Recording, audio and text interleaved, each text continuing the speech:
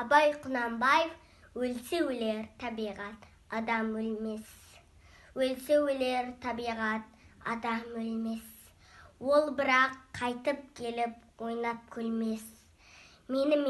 Менікінің айрылғанын, өлді деп ат қойыпты өңке білмес.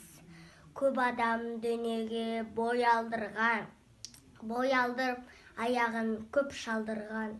Өлді деуге сияма айтындаршы, өлмейтұғым артына сөз қалдырған. Кім жүрір тіршілікте көңіл бөлмей, бақи қоймас фәнидің мінін көрмей. Міне қайда екенін біле алмасын, терең ойын телміріп соңынан ермей. Дүниеге досақ ерекке бірдей болмас, екеуі тап бірдей құрны қалмас.